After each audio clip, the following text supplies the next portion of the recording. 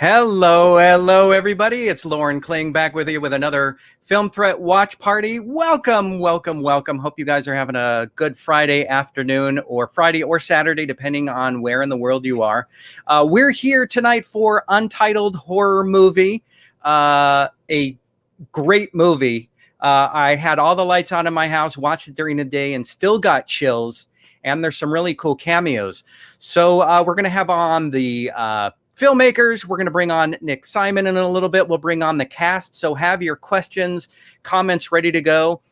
You're going to stream the movie on your own device. That's the one big thing that some people are sometimes confused about. So the watch party means you're going to stream the movie on your TV, stream the movie on your phone, computer, laptop, and then separately, you're going to watch the watch party here where you can ask Q&A questions, grab your drinks, grab your food, get ready to ask questions. We want to know what your favorite horror movies are, other things like that. So welcome to the Film Threat Watch Party.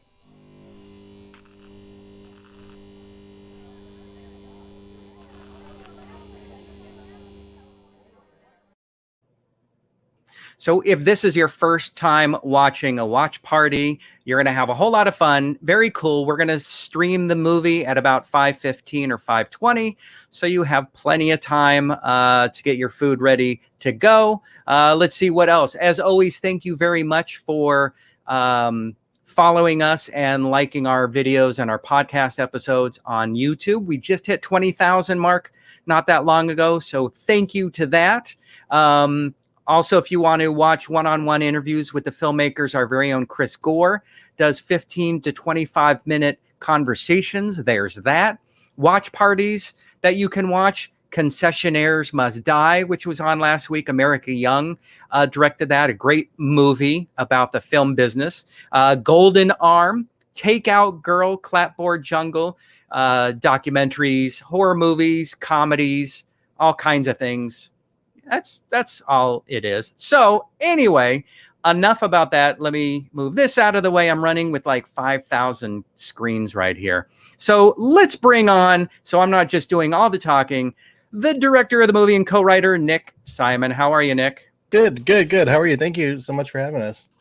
Thank you. And who do we have on the couch behind you moving around? Is that a ghost? That's one of my dogs. We have 3 dogs here. That's Susie. We just keep on rescuing dogs. I don't know why.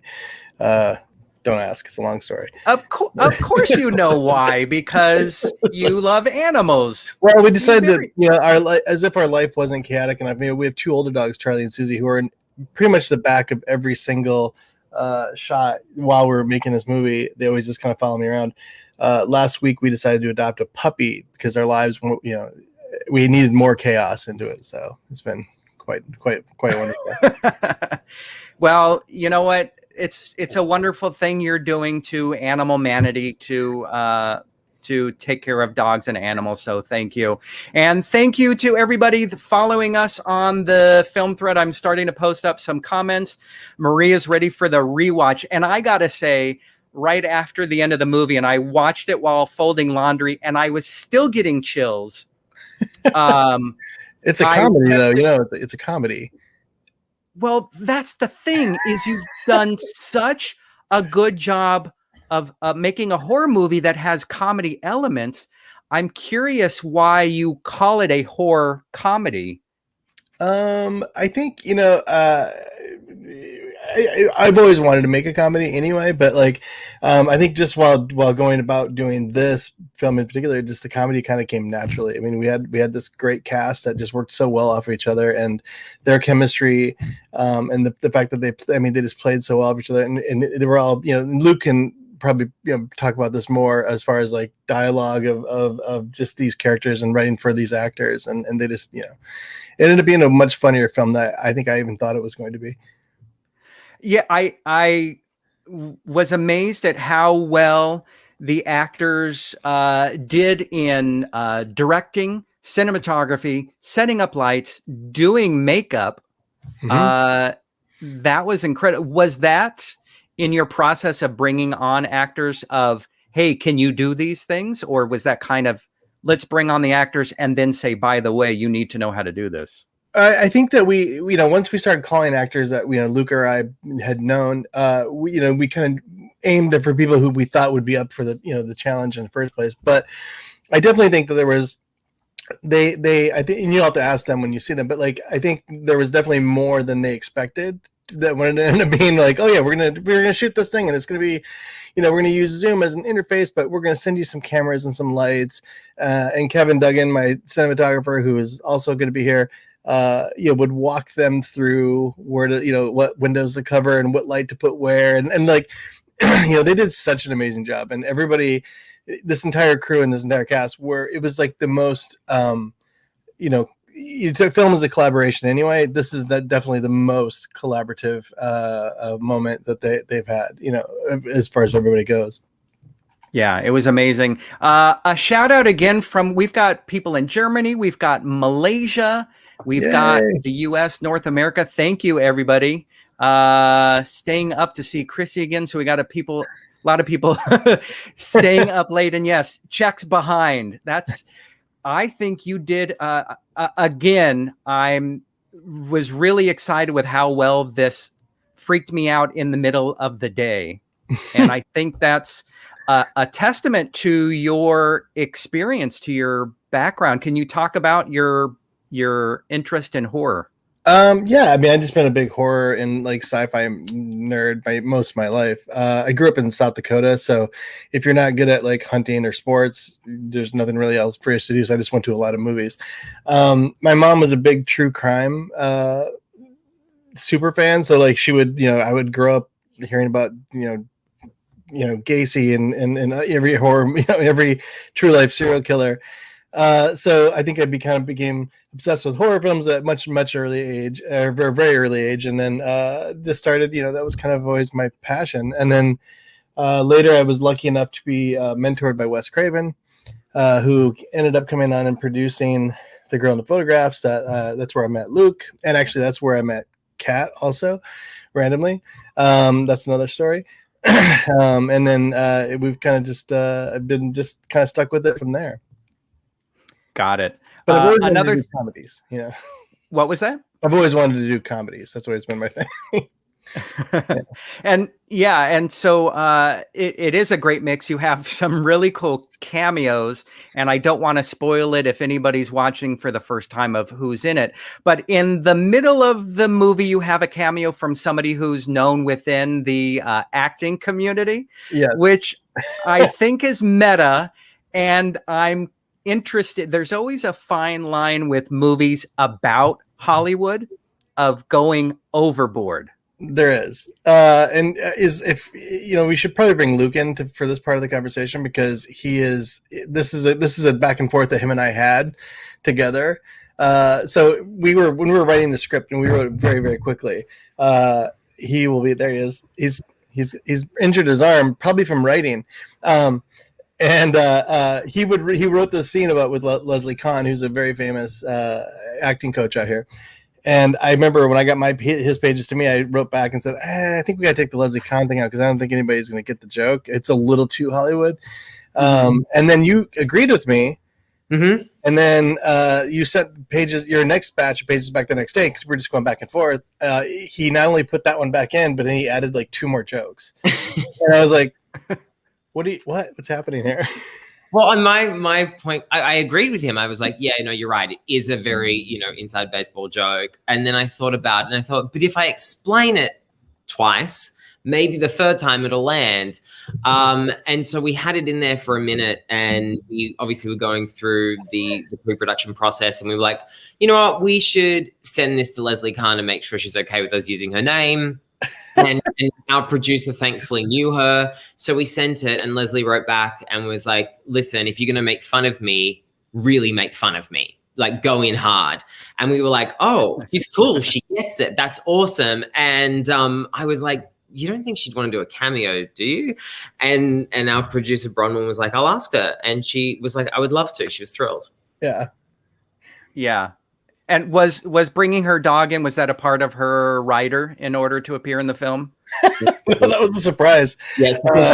And probably a lighting challenge also for Kevin, because the eyes on that dog were definitely graying a little bit. Yeah. Yeah, well, yeah, that was fun to watch. So again, talk about this idea of making a movie about your business, but kind of teetering without going too far. You know, some movies go too far where it's ridiculous, but I think you guys did a pretty good job here. I think, there's so much about the industry that's just completely ridiculous in itself. And I think that that's really where this idea started with, Nick and I. It was really about talking about actors, the process that they go through, especially what it was like during the pandemic. You're getting these self-tapes that you have to do by yourself. Oftentimes you don't have anyone to do it with. You have either a friend that you call on FaceTime who reads you the lines, or you pre-record yourself and try and time it with yourself. Both are not, I don't recommend. And you're throwing yourself around a room pretending to be assaulted by a ghost, or you're the ghost, or you're killing someone. You're doing something ridiculous. And I was like, we need to see this. So, people need to watch this. I think that this is the funny part. And thankfully we got some really talented actors who pulled it off and made it look good. Yeah. Well, if you're just joining us, this is the Film Threat Watch Party. You're late. But it's all good. It's all good. We're going to bring on the rest of we're going to bring on some more cast and filmmakers in a couple minutes. If you don't have the movie ready to go, you're going to stream it on your own TV or another device. So have that. You can find it on Amazon Prime, Apple, Vudu, Fandango. I think I saw DirecTV. So have it ready to go. As soon as it starts playing, hit pause. And then in about 10 or 15 minutes, we're all going to press play at the same time. We'll be off by a few seconds or whatever. It's all good. Grab your food, grab your snacks, all of that. A lot of fans are already commenting on you, Luke. Nice hair, very 1910s. Actually, yeah, actually it is 1910. Damn it. No. Well, I mean, 1918, right? I mean, World War I. Yeah, 1910. Oh, okay. Tens. I'll get it. Got it. 1910s. Got it. Isn't that awesome how fans follow you and they know what projects you're working on, and then they get to see the results of why are you wearing your hair in the style of the 1910s? Yeah, it's funny because I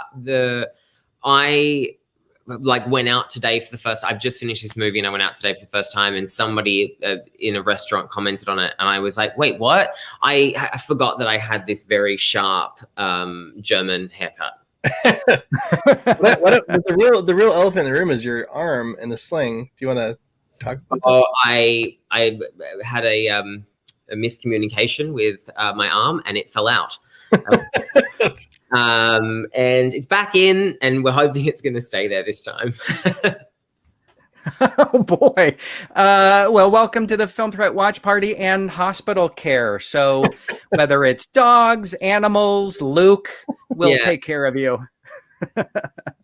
Well, why don't we bring on some of the other members of production? We were talking about our cinematography before, and let's bring on Kevin. How are you, Kevin? Hey, how's it going? Good. So let's talk about the cinematography, because everybody was doing cinematography and operating camera. And so are they now honorary members of Local 600, or does this not qualify? We'd have to check with the Local 6, but I think they have an honorary membership for sure. Yeah, this movie would not be the way it is without these actors and their ability to just dive in and be okay with the crazy things I recommended. So it was beyond my expectations in terms of what we could pull off, and I'm just very impressed with all of them all the time. It was fun. It was fun to watch them do. It was easy for me. I could just sit there. I'm usually running around set doing all my stuff. I could sit there and be like, yeah, looks good. Keep doing that. That looks good. It was pretty awesome. Now, for Nick and or Kevin, were you guys on another device live while they were shooting? No, we used Zoom to interact with the cast. So the cast would play off of each other, and they would, we would talk to them and we could see what the Zoom cameras were seeing, but that wasn't what the actual cameras were seeing. So it was really interesting because it was very kind of almost like an old school way of making a movie where there is no monitor. We had no monitors. So like I wouldn't see the footage until the next day. Yeah, in most cases, especially the shots at the beginning where like Kat is running around and those, I had no idea what that looked like. Yeah, it was kind of crazy because we would basically, everyone was shooting with their own iPhone. So they'd have a laptop set up so we could watch the scene unfold. And then a lot of the times you would basically have the camera like this, and we would be able to see, I could see the waveforms, we could see how it was framed, we could see all of that. And we were just like, I think this is going to work. I hope so. And it worked out. We didn't have to redo much of anything. So we lucked out big time. Yeah. And what was great is you didn't just use Zoom. I know in the beginning of the pandemic, there were some projects done on Zoom because it was easy, but you guys kind of took that to another level, which I loved. Yeah. We didn't use Zoom. We only used Zoom just to talk to each other. We didn't use anything from actual Zoom itself.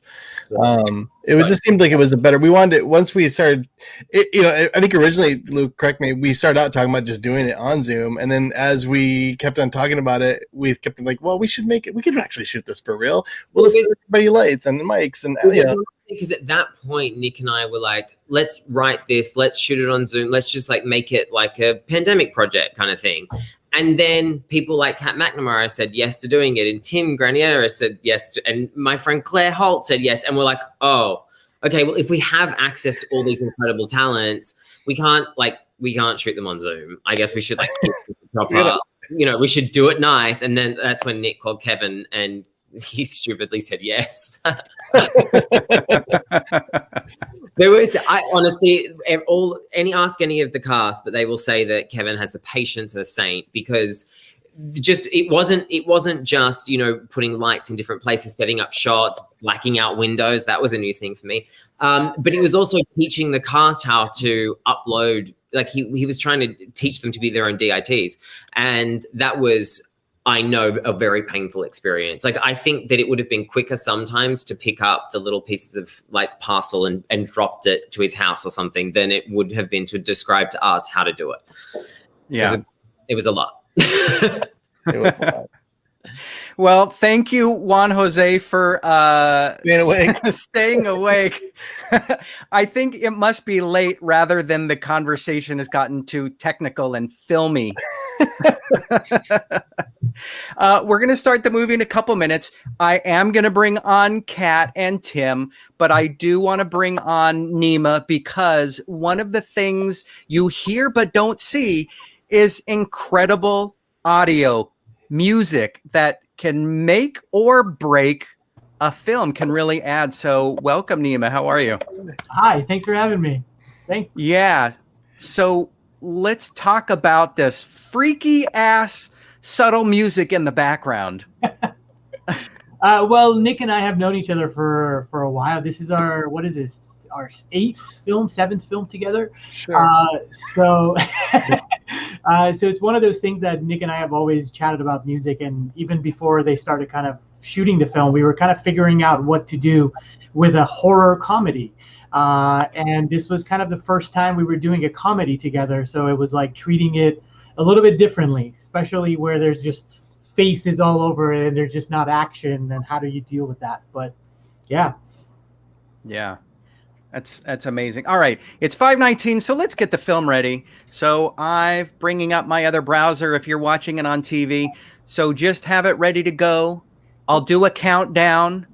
I'll start the countdown at 3 minutes, and I'll just count down to 0, and then we'll do 5 seconds. So let's hit play so we can watch in the background. So 5, 4, 3, 2, 1, and play. And so now that we've started it, we can continue. Wonderful. So now that we've got that on, let's bring on some of the cast. So Nick, will you introduce these fine, fabulous actors? Yes. So Katherine McNamara plays Chrissy, and she's now joining us. Also, we have here Tim Granaderos. Is Tim here? Tim's here, right? Yes, hold on. There Tim, we go. There's and Tim. so, true story, Tim and Kat were the first two people we called to be in this movie. And they both said, Luke and I were very excited. We're like, we're going to do this all on our own. It's going to be great. It's going to be this really fun, indie, weird thing. And we thought for sure they were just going to immediately say yes and be excited as excited as we were. And they were very excited, but they also said, yeah, can you send us the script? First, we just want to make sure. I mean, we have to run it by our, we have to run it by our teams. And you were like, yeah, oh yeah, we have a script. It's great. The script is great. So then Luke called each other, and we're like, okay, we really have to, we have to write this. It has to be wonderful. Great. And then before we talk about Tim, I do want to bring on one more person. Let's not forget your editor. Always forgetting the editors. Hi, Don. On this project, Don is all the behind the scenes folks are the biggest heroes because they had the patience to not only teach us how to film, but sort through all the footage and all of the outtakes of us doing silly things. So these are the true heroes of Untitled Horror Movie. Hi, guys.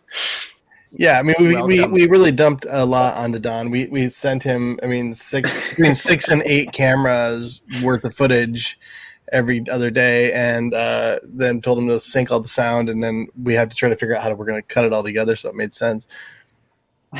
Good luck. Sorry, can I go ahead? To the Darren stands out there that he is finishing up work and he will be coming later in probably about 40 minutes.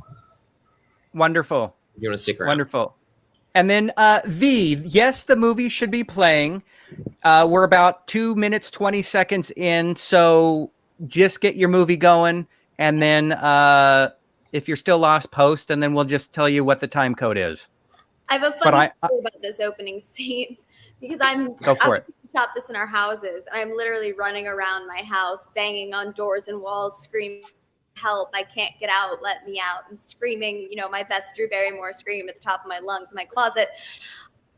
Thankfully I had the forethought to go to my next door neighbor and knock on the door and say, hey, I'm going to be screaming and yelling and doors and windows. Just don't call the police. Fine. Don't worry about it. Just don't ask. It's fine. Oh my God. It's funny because I remember it was like, what? Did you just say 2 a.m. or something? It was late. Yeah. It was late, yeah. Really, really late. And I remember like Nick and I would have been texting. I was like, can we just do one more this way? I'm like, and Nick was like, can you just do one more? And you're like, yeah. I was like, it's really late. It's really late. Well, so I'm going to do it anyway. It was only because we couldn't see. We had no idea what she was doing. And I would see her computer because we're on Zoom, and then I'd see her running around with her camera, like her phone. I'm like, okay, well, we should just do one more just to make sure we have something, because who knew, Are you guys at now, the end part? Have you guys seen each other? How long's it been since you've been collected together in one spot? Never. Yeah, our entire never all been together in one place. Nope, never. No. Wow. In fact, I still haven't met. A few of the actors. We're supposed to have a party at some point in September, I believe. Right? We're gonna have like a big rap party official at some point where everybody happens to be in LA all at the same time. So hopefully that happens. Knock on wood. But there's a version of this story where we will all never actually meet in person, which is really funny. Do you know what's, sorry, just a funny story about that that Emmy scene, which is that was one of the only scenes in the movie we had to redo, and we had, what was it? Why did we redo it? It was a lighting thing, right, guys? I think it had something to do with her and an eye line. Yeah, it was subtle issues there. Yeah, it was the eyeline issue, and so we redid it, and I was so nervous about not being able to get what we got because it was so perfect. Yeah. It just looks so much better because we had moved her down into the kitchen, so you have all that dimension. But it's like one of my favorite shots in the movie. I'm so glad we did it. Very good. On the other hand, I can totally ignore. I love this with you and Cal. I absolutely love it. It's one of my favorite scenes in the whole movie because just knowing both of you, it makes me laugh. And so the real story here is the joke I wrote in here about. Did you hear about the YouTube? Did I say YouTube? And Yes. YouTube show. It was actually about a Quibi show, which I can say now because Quibi's not a thing. But I was up to be like, I had a character like to be up on this, like as a lead on this series on Quibi, and basically went to the network, and the network wouldn't approve me, and I was like, oh, okay, so they're a network. Another industry term. Real quick, V, just so you know, I'm at 6 minutes and 4 seconds. I'm sure everyone else is somewhere around there. So hopefully you can catch up. You can catch up with us. I want to ask, and I want the fans watching, how is it that every actor in this movie had the nicest looking apartments or homes? That is not what a real Hollywood actor's apartment looks like. It looks like mine, not yours. How did this happen? Because we all knew that our mothers were going to see it. So we And this also came about month 2 or 3 of pandemic when we'd all been stuck in our houses for long enough to have cleaned them about 7 times and reorganized them about 12 times. I repainted for it, so you know. I didn't know you painted. Yeah, I didn't know you painted. That's funny. We also had to remove. I remember, like, before we started shooting, we had to go through everybody's apartments and what rooms we were going to be shooting, and make sure we had art cleared and things like that. So we had to remove a bunch of things. So everything does look really nice because we probably got rid of all the things that weren't cleared. You know. Yeah, that's true.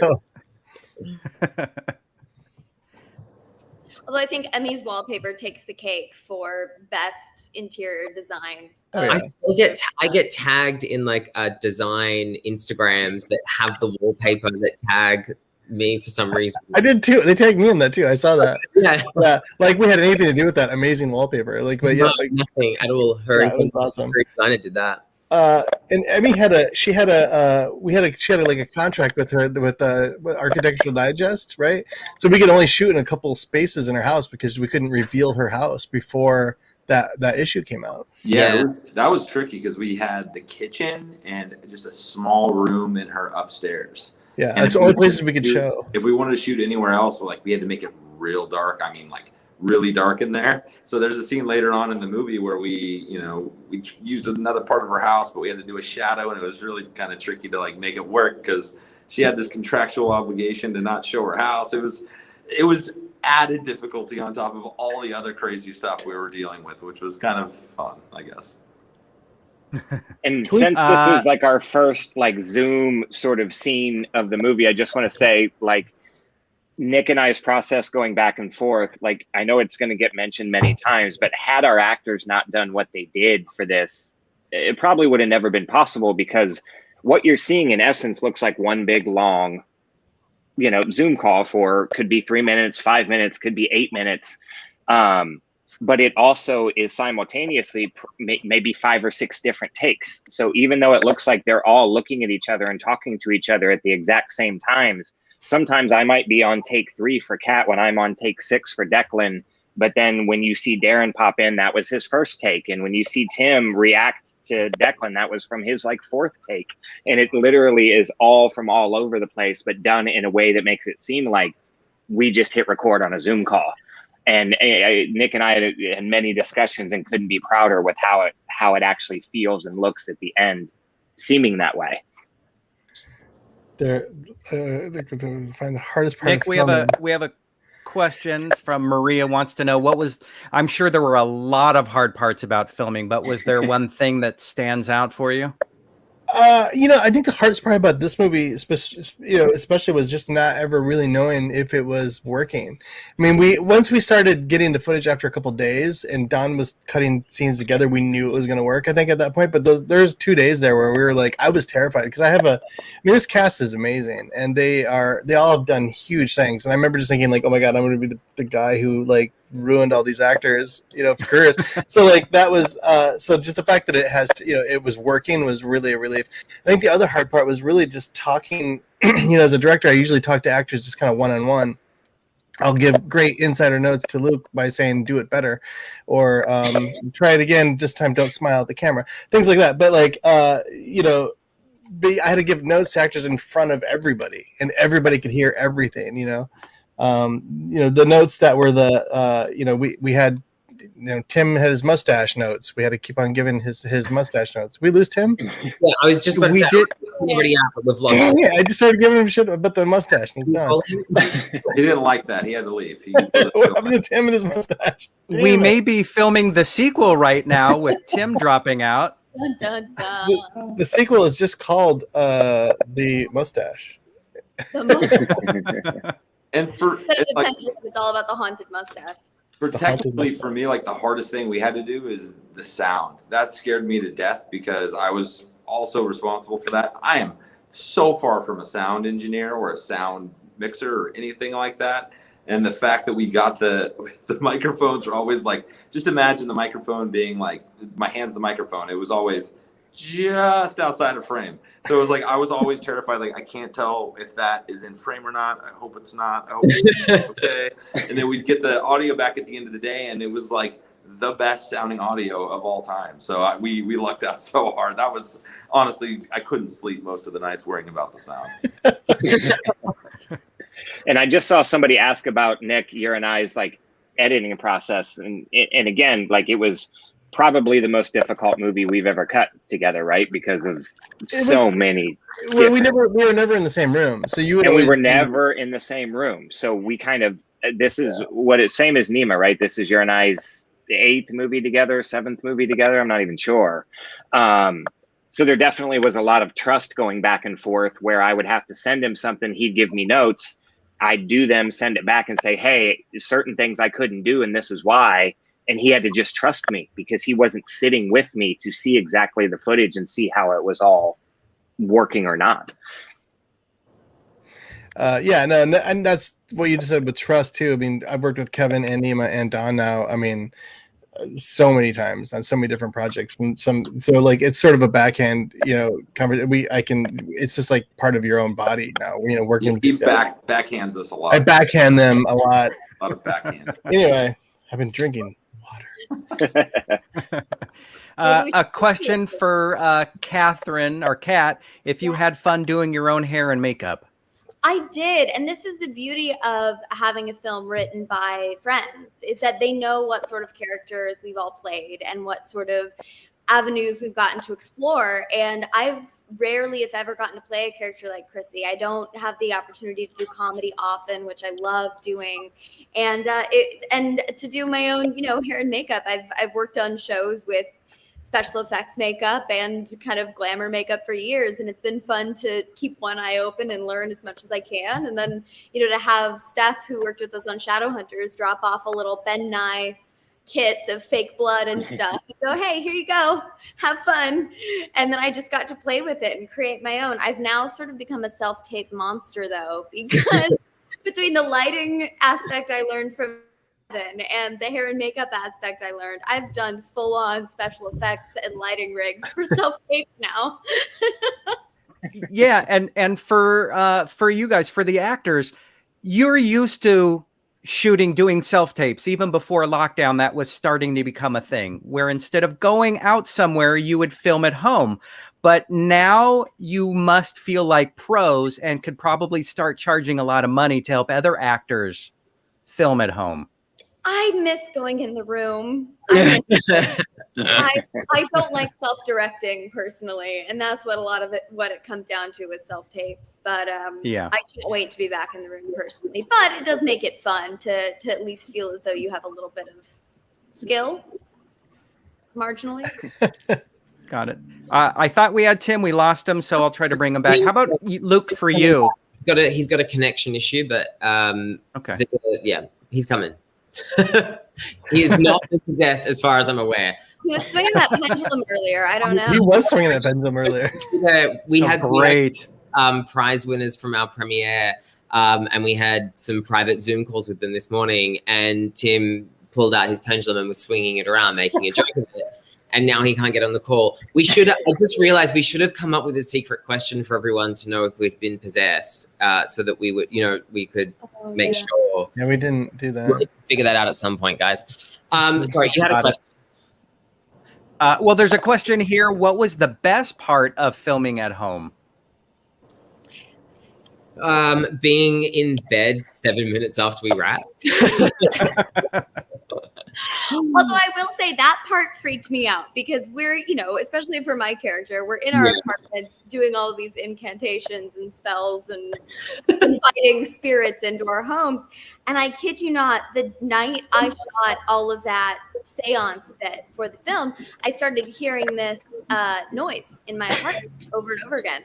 And I FaceTimed Luke and I said to him, if I have a spirit in my apartment that's going to possess me, and if I die, I'm haunting you. And we're going to do this whole thing all over again. It's your fault. True. Tim's back.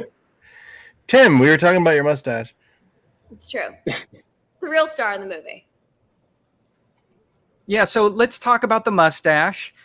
Did it have its own trailer? Hey, hi. How's it going? It wanted its own trailer.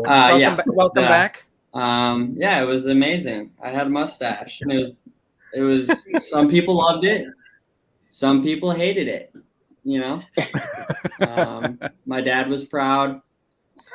My little blonde roommate was not. Was the mustache? Who thought of that, and was there a reason behind it? Yeah, actually there is.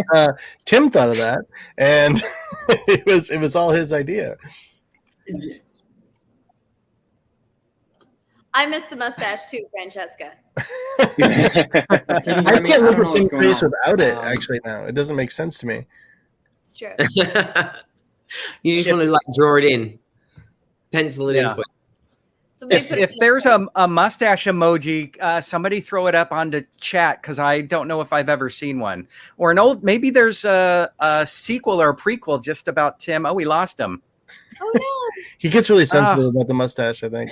So he feels exposed without it. We've lost two people, totally not like the movie. Yeah, it's and you know what's so funny is, Nick, correct me if I'm wrong, in all of the days when we actually did this, it obviously would have been very terrible if Tim was having this issue or Kevin or whatever has happened. We never had I it. can't remember of an instance in the whole time. I mean, obviously we have some bloopers of people forgetting to hit record on audio or video or whatever, but I don't remember anybody's connections just dropping out and being like, oh my gosh, what do we do? We're in and now we can't get Tim back.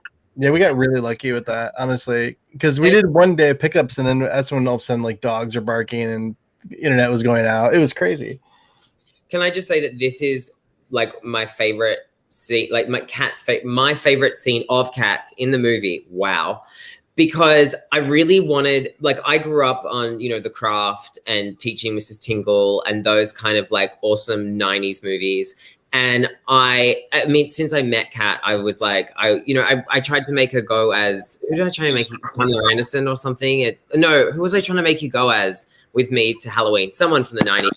And so when the scene happened, I was this is my moment, Kat. I was give me 90s, possessed, and you went for it. It's still my favorite part. It's I'm in. Well, what I find funny about that scene is I remember it was so late and we were just trying to get it all done. There was a moment where my hair kept getting stuck in my lip gloss. And going back, I was like, you know what, screw it. I'm going to just stay in character. And I took a moment and let Chrissy, do her thing. And it made the movie. And I thought that was so fun.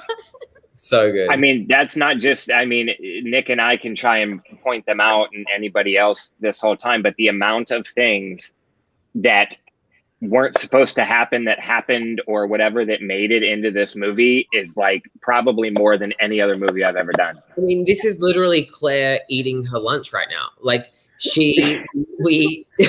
moved from the first Zoom. So that's another thing about the movie is that we shot all of the Zoom calls on together. They were all back to back. So as the movie progresses, they were actually the first 2 days of shooting. But we had moved into shooting this segment of the Zoom call, and Claire was like, guys, I'm really hungry and I'm pregnant. So do you mind if I eat? We were like, actually, no. By all means, yeah. Stuff out. Yeah. And then I think Darren was like, wait, she gets to eat, can I eat? And then Emmy was like, can I also eat? And then Nick had to say, no, Emmy, you can't eat in this scene, eat in the next one, because otherwise there's going to be too many people eating. I was eating at one time. Everyone to eat the whole time. Yeah, this is the scene where Darren has he's got the banana. Yeah, for sure. Yeah. That's right. I forgot about the banana. My favorite part of this scene is the Alice and Janney tangent, that we just suddenly went down this road of Alice and Janney. Love her to death. Yeah. Oh, yeah, absolutely. Are you kidding? But that's the other thing that was so fun about making this film, is the script was so great, and yet because we were all shooting at home and had ostensibly 6 cameras, we had the time to play and do the things that we never get to do on set, which are the Alice and Janney tangents and the improvising of whatever moments we find as an ensemble. And Kevin and Luke can talk about this a little bit because of I don't even know how many hours you guys spent testing all of this different equipment.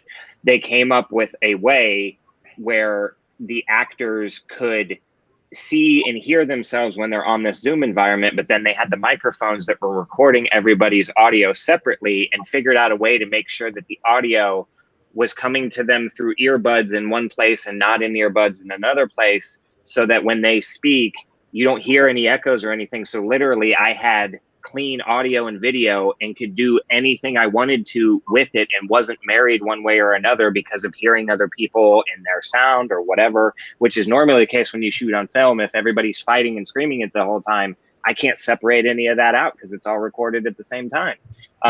But for this one, the way Kevin and Luke worked this out is like some of the best of any project I've ever done, in terms of like Nick and I could literally use any piece of anything we wanted wherever we wanted to.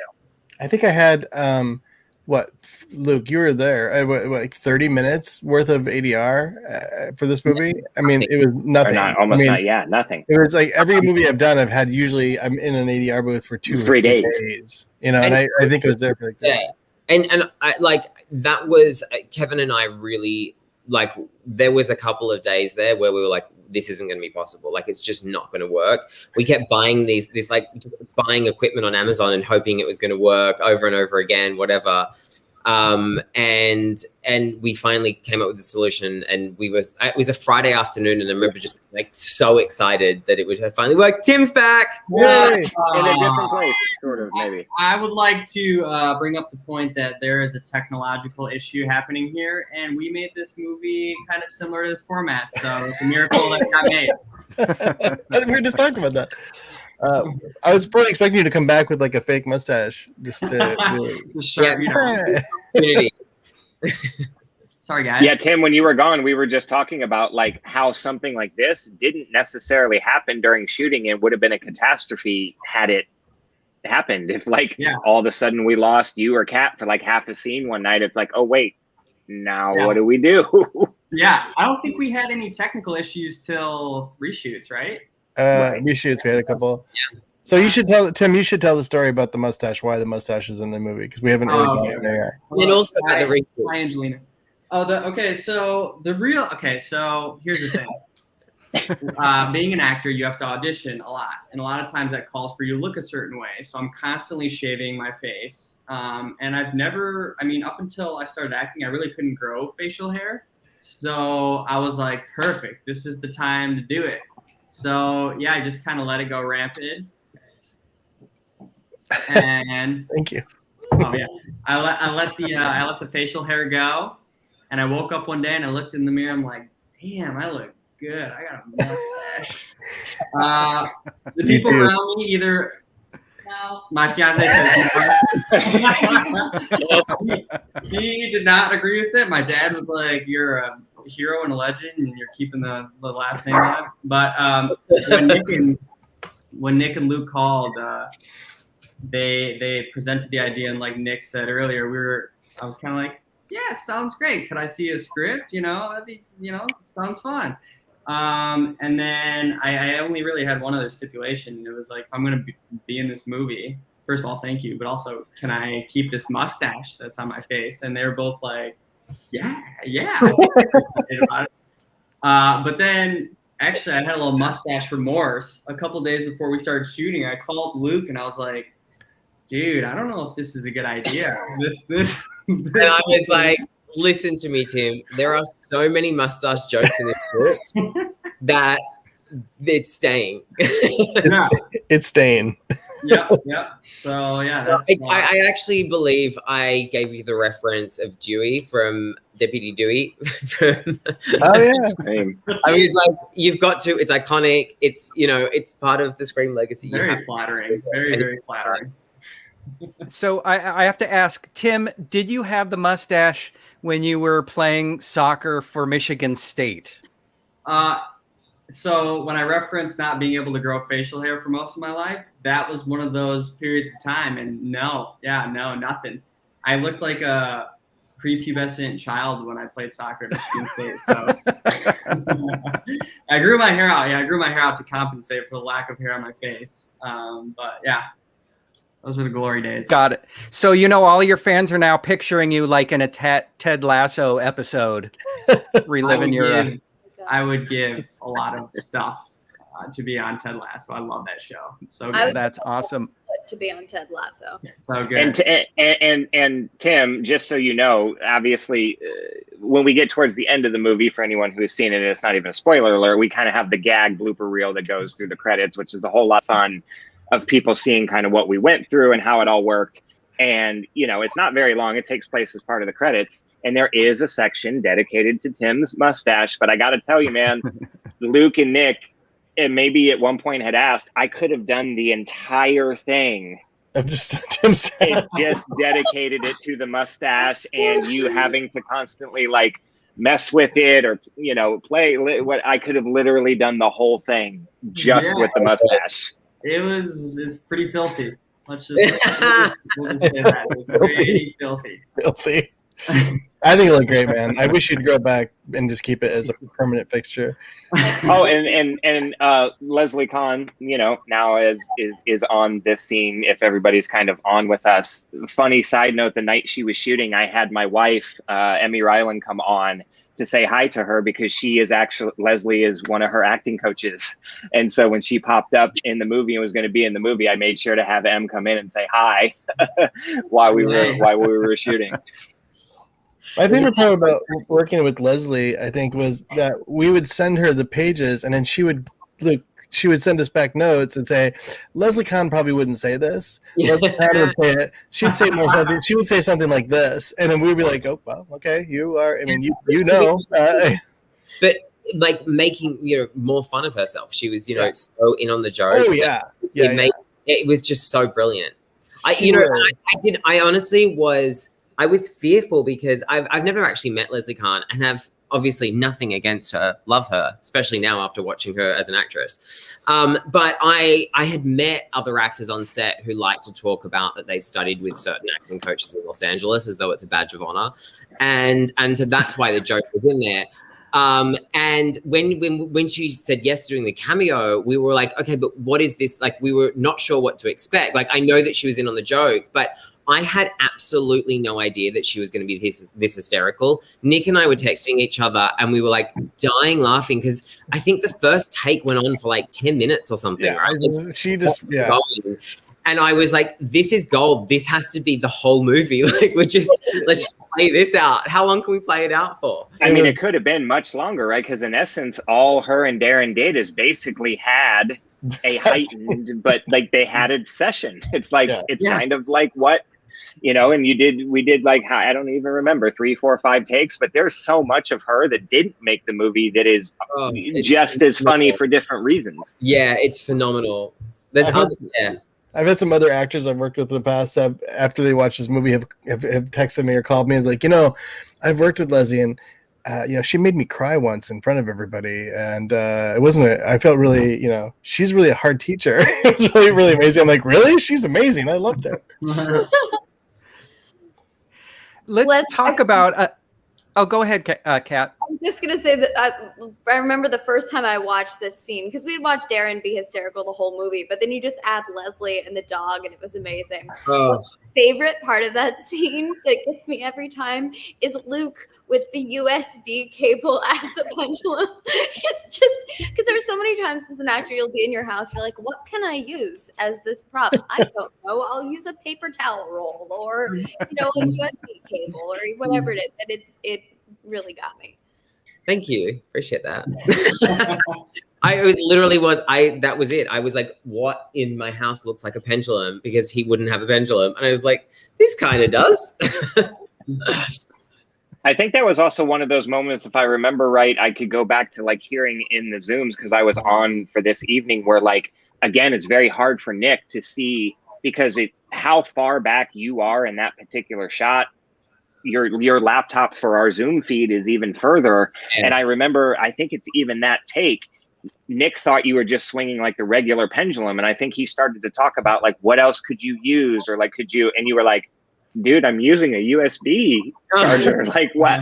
But you couldn't see exactly what it was from the actual Zoom feed. That's funny. Yeah.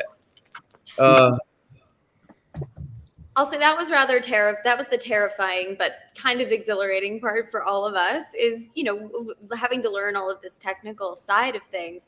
We all didn't want to be the one person to ruin the movie either. So, you know, getting the chance to kind of learn and experiment with that, but also have these incredible filmmakers put their faith in us in that way. It was terrifying, but we made a movie that I think we're all proud of.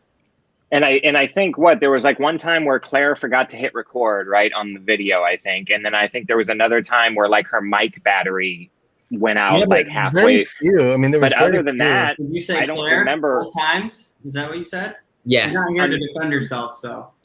That's true. Claire, I love you, and it was great, and it was for stuff we didn't use anyway, so don't worry about it. I did forgot to hit record at one point.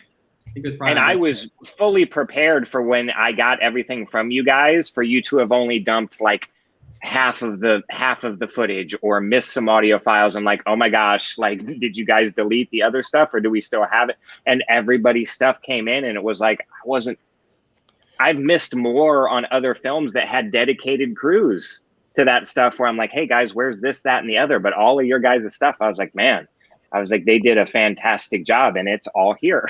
It's amazing. When they won't hire us as actors anymore, we can maybe work in DIT.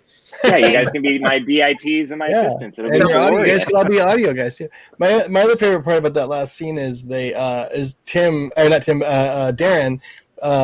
right before we started shooting it, he was like, hey, I spilled something on my shirt. Do you care if I just change to something else real quick? We're like, sure. And then he comes in for the scene and he just like took off his shirt. And I'm like, what? Yeah, you're just not going to wear a shirt. Okay, cool. Then I'm like, man, if I had that level of like workout, like, you know, Tim has it too, I'm sure. Like I would never wear a shirt, man. I would never wear a shirt. If I'm Darren, I'm never wearing a shirt. If he comes in here, we should just tell him, dude, you should never wear a shirt, like ever. Lose it. There's Nick, had a question that Oh, go ahead. Oh, go ahead. I was just going to say, here comes one of our favorite moments from Claire with her reaction to him. This was one of Nick's favorite moments. What were you saying, Loren? Where she's like inviting him over and then he starts to do them and she's like, and it's gone. All right, see you later, kid. V brought up a question which I think is always fun to ask actors is what are some things you have in common with your character, or what are things you really don't have in common with your character that were hard to bring to the role? I did have a moment with Chrissy where I called Luke and Nick and I went, this isn't how I come across. This is how you see me, is it? But no, I think if there's anything that I have in common with Chrissy, it's the fact that she just commits to everything. She commits to the bit, to the bitter end. She'll commit to whatever she's doing 112%. And you know, as Luke and Nick know, I'll do just about anything. You and Chrissy both commit, but you're totally aware of where to pull the line back. Like, you know what I mean? Like, you as Kat are very much aware of like, no. Chrissy, on the other hand, is like, she's the kind of actress who's like, I'm gonna throw the paint down on the canvas and let the director paint a masterpiece. Like, she's like, here I am, ladies and gentlemen.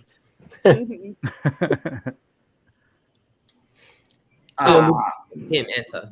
I would maybe say I would like to think that I'm an optimist in a lot of ways. So I think Kip is kind of just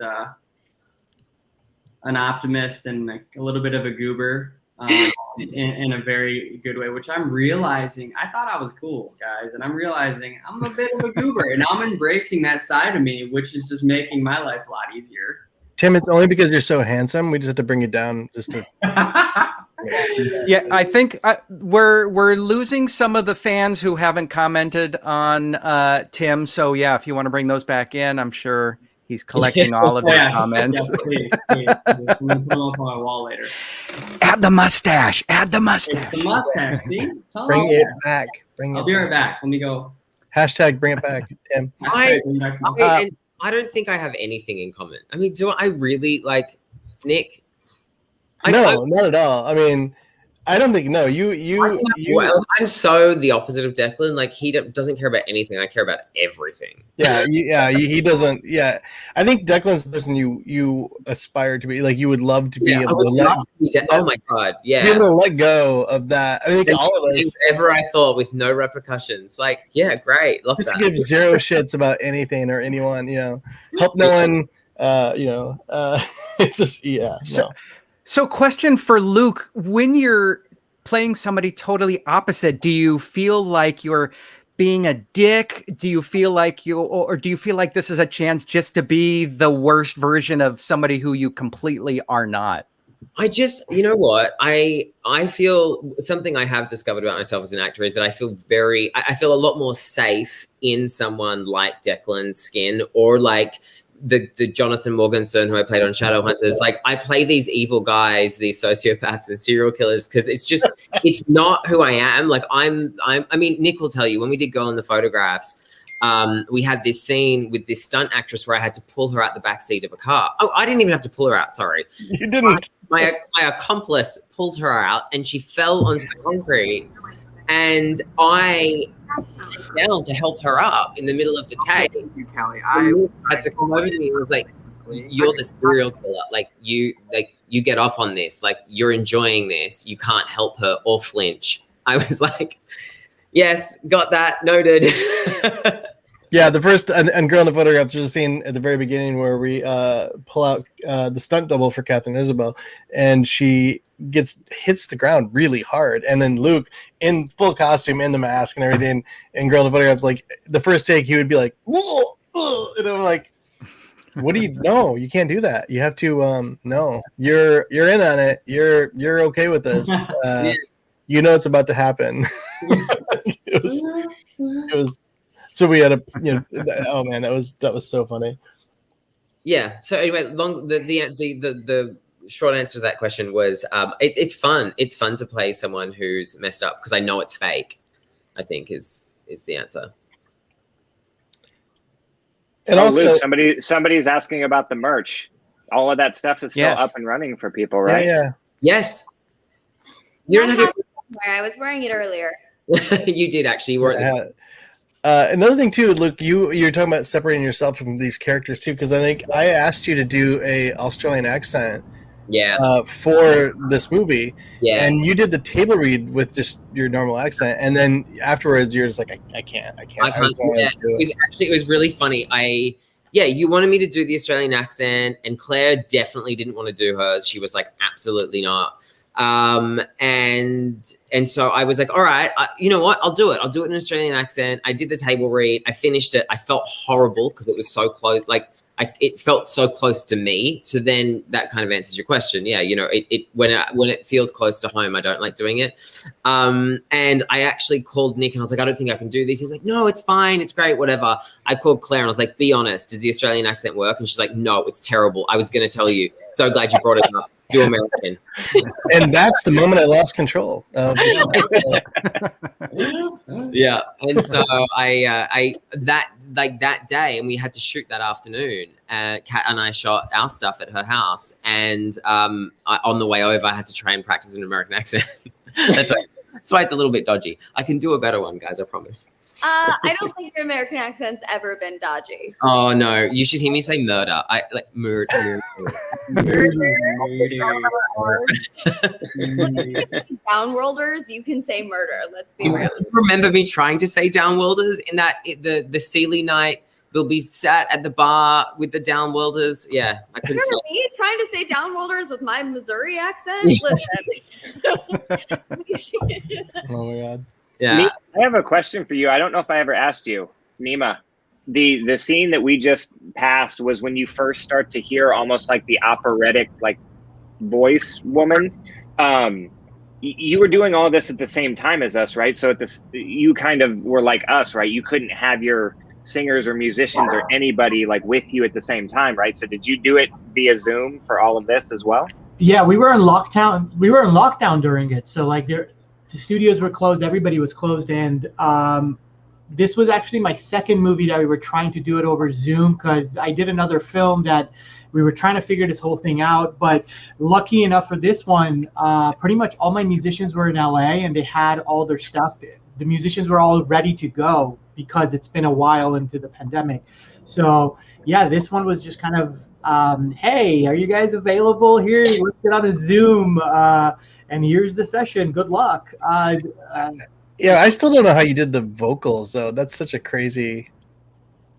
You know, we've been wanting to do an opera for a while, Nick. We wrote, I don't know if Luke knew this, but originally we'd kind of designed an opera around Girl in the Photographs, and then ended up taking that back, and it wasn't working like we thought it was going to. And Can I volunteer as tribute for the opera? Because that's actually that's like real talk. yeah, by the way, Sorry. this is the first soundtrack of ours that Nima's got. We have a vinyl record coming out. Speaking of vinyl, Loren, we have a vinyl coming out of this score, which I'm very excited about. We don't know yet when, but we'll someday. Somebody's Yes, gonna print but is it regular vinyl or colored marble vinyl? It is regular marble. It's regular vinyl. The marble ones don't sound good. The marble ones don't sound They- good. They're okay. Yes, but people like Nick will buy colored marble just because it's Yeah. a limited edition. That's how you up your merch game. It You is. know him very well, don't you? Not at all. Yeah. Luke just got a record player. I mean, what does your collection consist of right now? Actually, I just bought a brand new one, and I bought a very good deep cut. I got Mariah Carey. Sorry, but it's live when she did the MTV Live Unplugged. MTV Unplugged. She does it's a killer. I mean, guys, get into it. She's got a range. I mean, I will say that. Yeah. I gave you that record you're on the cover of, right? Though you still have that. You did the wasn't there a single that came out for Under the Silver Lake? Yeah. Yes. Yeah. I gave you that. I bought that for you, right? For my birthday, actually. Yeah. So yes, that is in my collection, but I don't. It's in my cupboard with the things that I collect. You know. Luke, don't feel so bad. My record collection consists largely of My Fair Lady with Audrey Hepburn and Rocky Horror Picture shows. Sorry, you're doing I have both those also.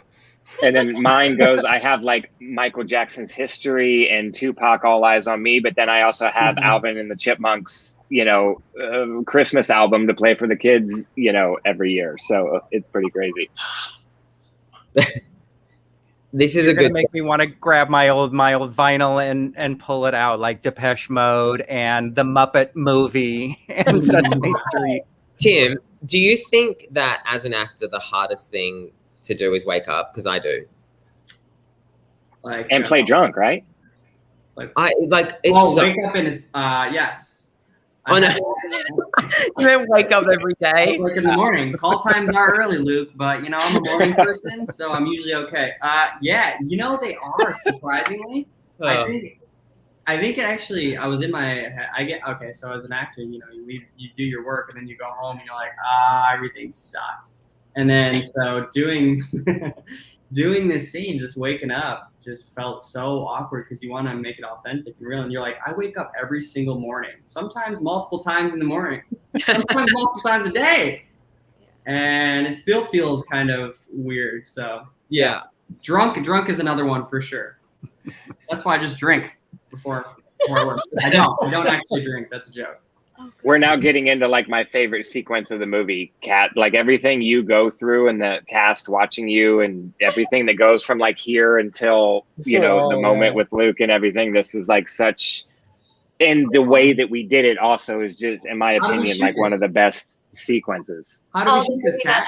I just remember all the moments in my house of like, normally when you do stunts, you have a professional stuntman there holding a pad, making sure you don't break your neck. And I just had a thought when I was about to, you know, throw myself across my apartment onto my stunt mat, which of course Luke and Nick knew that I had, where I went, if I land I hope wrong, I don't miss. yeah, exactly. Where I'm like, I think I've lined this up. I'm going to throw myself across my room backwards and hope that my head hits where it's supposed to. And what happens? I'm glad we didn't kill you. That would have been a real. Well, you I'd have gotten a lot of hate mail for that. I'm pretty sure. This is also one of my favorite Nema music cues comes in this section too. Yeah. You know, sort of timing up with the blinds.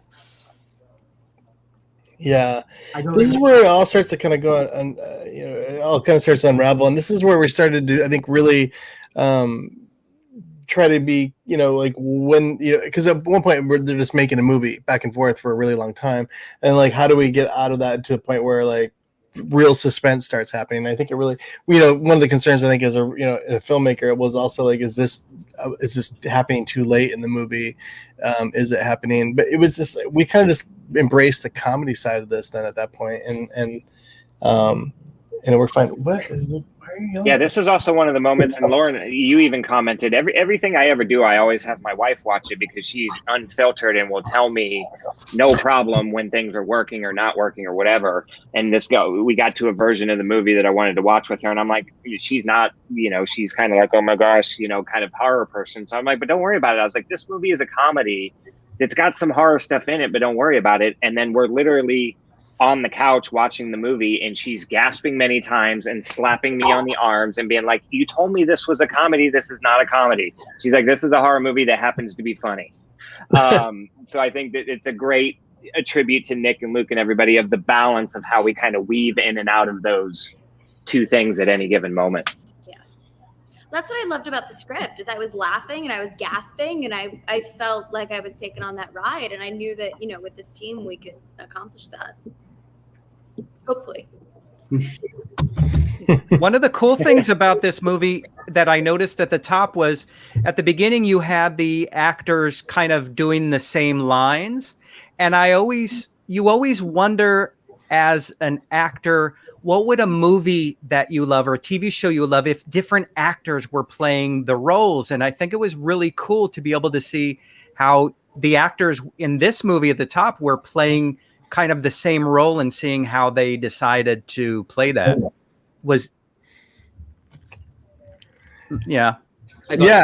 Sorry, guys. Did you hear that question, Luke? Yeah, no.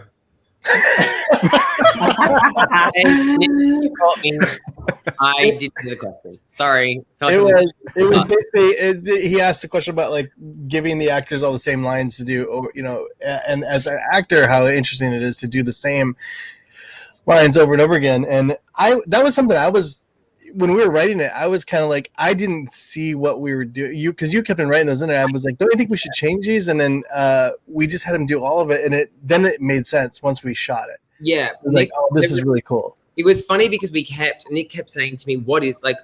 Wait, how are you seeing this?" And I was like, "Don't worry about it. Like, it makes sense. Just keep it in as this." And then it was like 3 days before he called me. He's like, "Wait, these like," because he was like, they're now looking at it obviously as a director. He's like, wait, what is this? Like, you need to explain this to me. And I ended up recording myself doing these lines to show him how it would edit together. Yeah. And then you ended up spicing up the writing as well. So like then you would obviously understood what we were kind of doing this. Oh, there was Chrissy's Is This 911? Which is such a fantastic ad lib that I'm so glad we were able to keep. That was all Kat. That's all Kat. She came up with the line, and then I didn't understand the joke when she said the line. I was like, because the joke is they say 911, what's your emergency? And so when she says, hello, is this 911? It's funny. Kat, in that scene where you're like the laptop dies, Yeah. and you're like, I didn't film that. What's in your hand? You can't see it right now. I think it was lip gloss, right? Lip gloss, lip balm. It's yellow. It's like a yellow tube looking thing. I feel like it's mascara or lip balm or something. It's one of the two. It's either that or it might have been like Chrissy wakes up and just makes sure she looks good for the Zoom in the middle of the night. It was either that or it was my prop phone that I was using, or it might have been a piece of camera equipment that just ended up.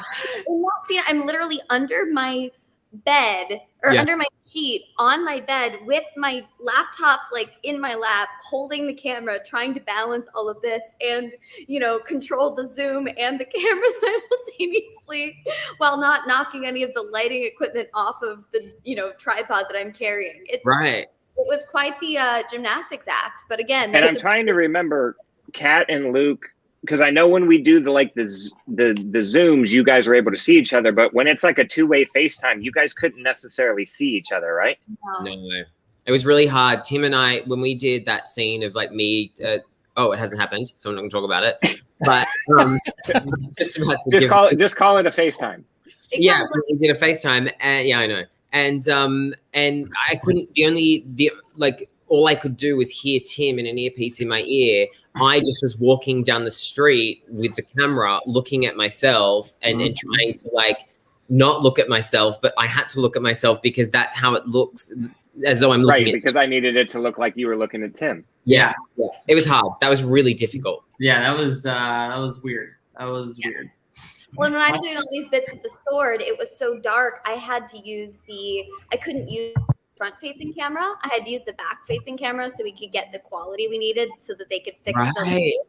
So I was looking at the back of my phone case, hoping that, you know, the sword that you kept yourself in frame. Yeah.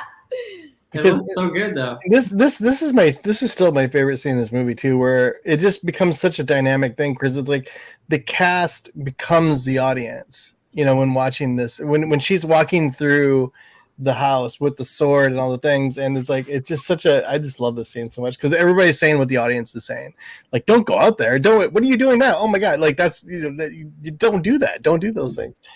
And also when you shot this, Luke, there was nothing on your screen, so it was just like an empty phone. It was like a black screen because we had to edit that in later, you know, in special effects. And yes, that is a real knife from my yeah, that definitely does not look plastic. No. But this was the fun. This next shot coming up where you see this shot here where the camera flips around. This was the fun of working with people like Nick, who are so collaborative. I was just lining up the shot, and I stuck the knife out there and noticed it was in camera. And I went, hey, Nick, can I do this? Can I put the knife in shot and do this thing? And all of us were able to sort of have a bit of extra creativity in this process, being a part of so many different things. I love it. It was fun. Are you guys like the way she goes up when you go up? I love that part. Am I ahead? Not yet. How? You are always, I don't know. So funny. I'm lost. Yeah, Nick, you're absolutely right. It's like literally our characters become the audience of like, that's a terrible idea. Don't do that. Yeah. Did we talk, Kat, did you talk about your eye makeup in the scene? Oh, a little bit. I remember when you texted that to me, I was like, oh my God. Like it looks so great. It was so great. That is years of watching some incredible makeup artists on Shadowhunters and Arrow beat up my face over and over again. And sitting there being the annoying actor with one eye open, trying to learn whilst doing it. And Luke, I love that you continued the tradition of me getting strangled or strangling myself on different projects. I don't know what it is, but people always go for the throat with me. I don't know why. All right, I have to ask that. That's my Hall H Comic-Con nerd question: is can you really choke yourself to death? is that even possible? You would pass out first. I don't think you can, right? You'd pass out. Physically impossible. You'd pass out. You'd pass out. You'd black out, and you'd wake up like a couple minutes later. Yeah. You So cannot. that's got to be something ooky spooky. Yeah. I know this because I may have done that when I was in high school. We'd choke each other until we pass out. Let's unpack that. Yeah. Look, it was, and wow. Thank you for watching the Film Trip Watch Party. Hope no parents are still up this late. I wouldn't recommend it. It was not a very good.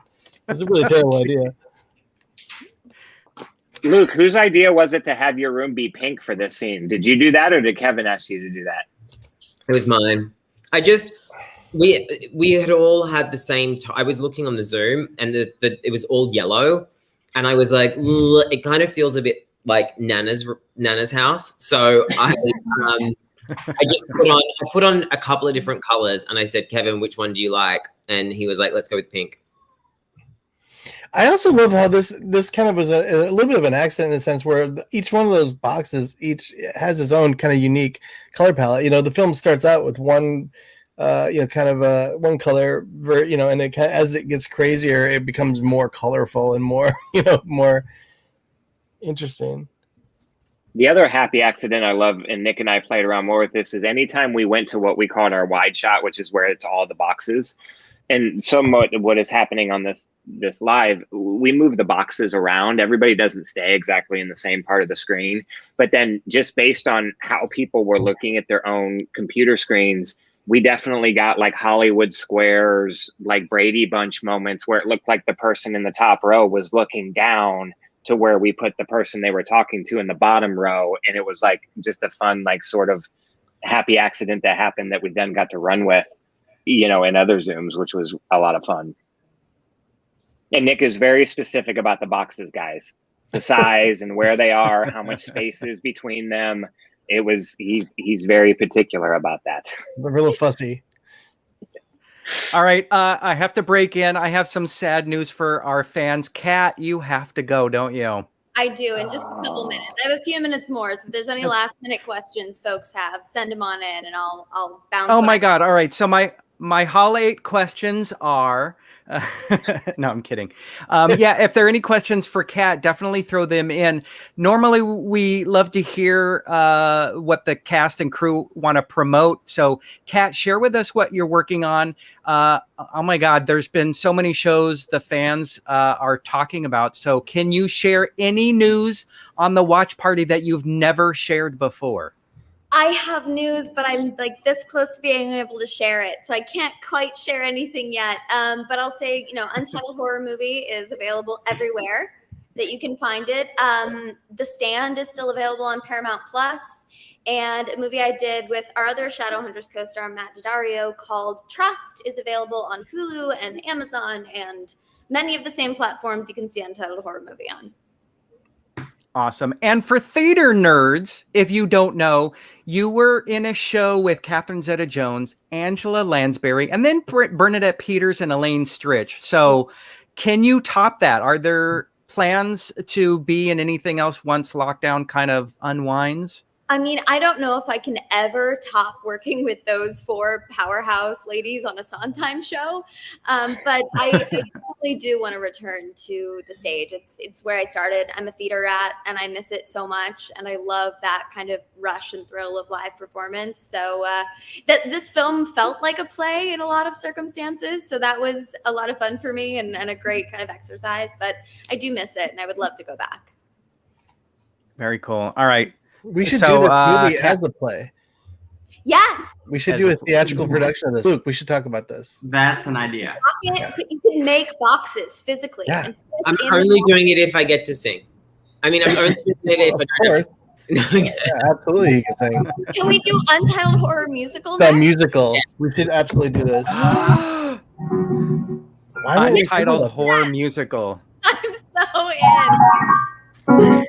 Yeah, see, like Nina, yeah, you can do it live on stage. It'll be great. We really would like to announce Untitled Horror Musical coming to a stage near you in 2022. Thank you so much, and good night. This is such a great idea. I think everybody will be down for it. Has anyone seen Schmigadoon on Apple Plus? No. Not yet. Oh, Not yet. it's really great. It's basically two people that are trapped in a musical. Oh my God, that's amazing. Awesome. That sounds awesome. Yeah. And Luke and Kat, this was our first night, right? It was. And actually, I have to say, I was so nervous because my first shot was Luke's close-up. And I had to somehow pull this blind.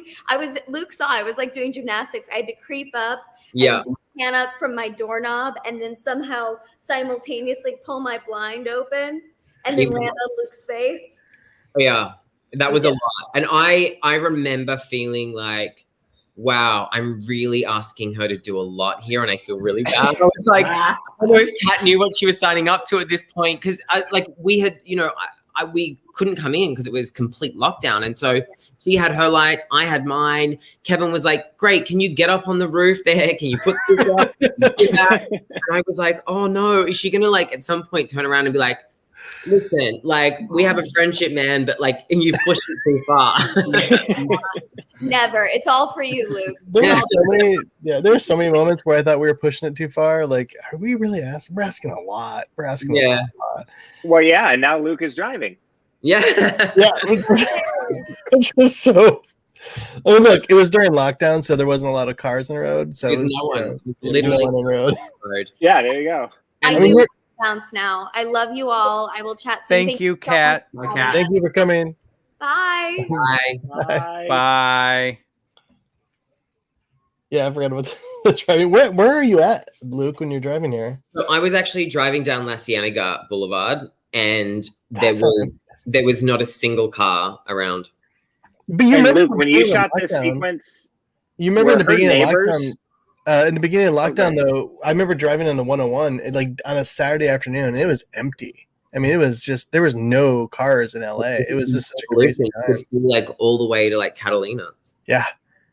Luke, did you have any issues when you did this bit of her neighbors opening the door or looking out their windows or wondering what was going on in this courtyard area? So,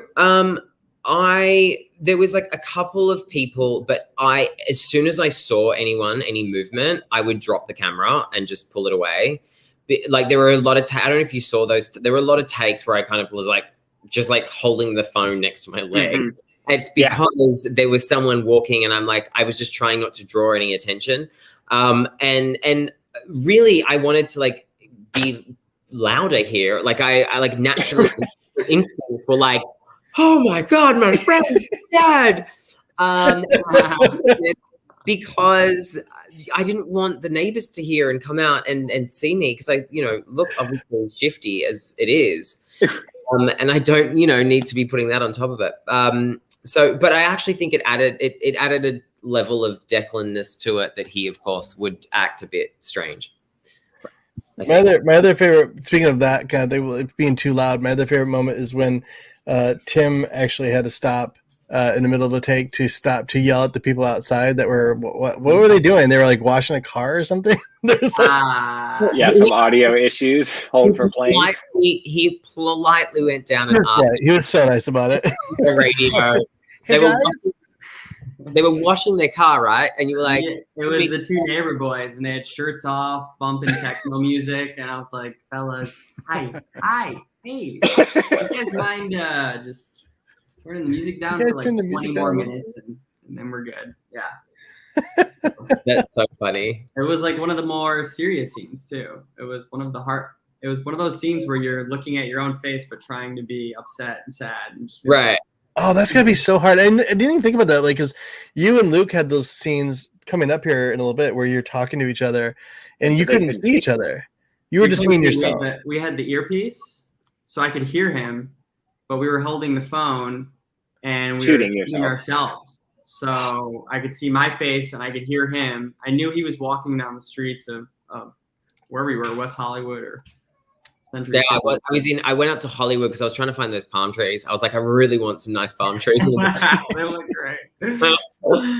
No, it's actually where we shot that is a block over from my first ever apartment when I moved to LA 10 years ago. And I always remember seeing those palm trees and thinking God, these are so beautiful. They should be in a movie someday. And I put them in one. You're Full circle. yeah. So Hey, Juan, you're welcome. Finally made it. I've had a couple questions asked about the shadow effects I've had people write me. Those were digital, especially this last one where the shadow just kind of slightly moves. We ended up doing a digital effect there for the shadow stuff, which is kind of fun. The shadow monster, which was just a shadow. Yeah, coming up in this section was the time where literally I'm showing the movie to Em for the first time and she squeals in my living room right now. So that's when I knew that like Nick and I had kind of, and everybody had done something that truly worked. Because I think in a lot of this process, I don't know about you, Tim and Luke, it's like, when did you guys or any of us at any moment be like, this actually works, or maybe it doesn't? Like, I don't know what we're doing.